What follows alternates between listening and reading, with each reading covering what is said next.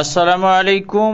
আমন্ত্রণ এমএস বাংলা নিউজে। সুপ্রিয় দর্শক, আজ শুরু হলো 2025 সালের হজের নিবন্ধন। তবে এবছর হজের খরচ কমানোর সম্ভাবনা রয়েছে। আসন্ন হজের খরচ কমানোর প্রস্তাব দিয়েছে অন্তর্বর্তীকালীন সরকারের উপদেষ্টা পরিষদ। বিস্তারিত আলোচনা করছি, ভিডিওটি শেষ পর্যন্ত দেখুন। ভালো লাগলে একটি লাইক দিন, চ্যানেলটি সাবস্ক্রাইব করুন, কমেন্ট করে জানান আপনার মূল্যবান মতামত।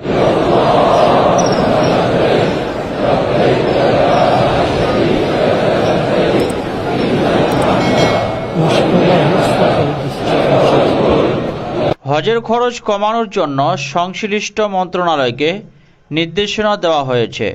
যৌক্তিক পর্যায়ে একটি হজ প্যাকেজ ঘোষণা করবে তারা। গত বছরের চেয়ে আসন্ন হজ প্যাকেজের মূল্য কমানো সম্ভব বলে মনে করছে সরকার। বৃহস্পতিবার রাষ্ট্রীয় অতিথি ভবন যমুনায় অনুষ্ঠিত উপদেষ্টা পরিষদের সভায় এ সিদ্ধান্ত গ্রহণ করা হয়। সভা শেষে এ তথ্য জানান পরিবেশ, বন ও জলবায়ু পরিবর্তন মন্ত্রণালয়ের উপদেষ্টা সৈয়দা রিজওয়ানা হাসান।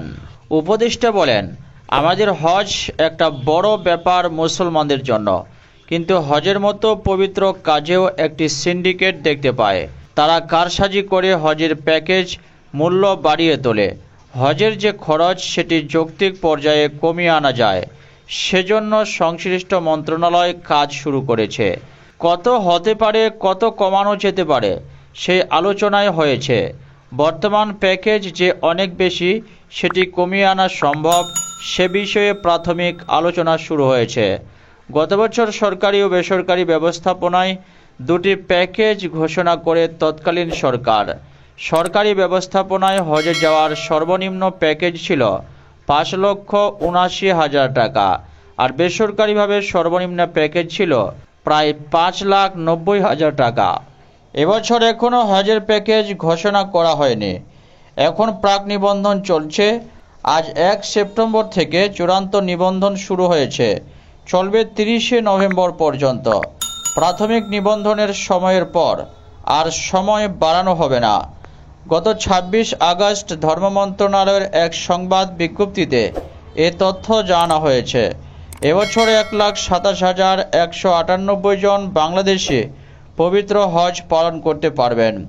সৌদি সরকার আরও আগেই বাংলাদেশের জন্য এই কোটা ঘোষণা করেছে। হজের খরচ কমানোর প্রস্তাবকে সাধুবাদ জানিয়েছেন Hajj agencies association of Bangladesh HAAB প্রতিষ্ঠাতা মহাসচিব ও বর্তমান সিনিয়র ভাইস প্রেসিডেন্ট মাওলানা ইয়াকুব শরফতে।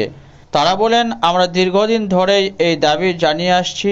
এই সরকার যে উদ্যোগ নিয়েছে তা হাজিদের কল্যাণ হবে। যারা বাড়তি খরচের কারণে হজে যেতে পারেননি, তারা সেই সুযোগ পাবেন। হাজিদের কল্যাণ। আমরা এই সিদ্ধান্ত বাস্তবায়নে হাবের পক্ষ থেকে সব ধরনের সহযোগিতা করব।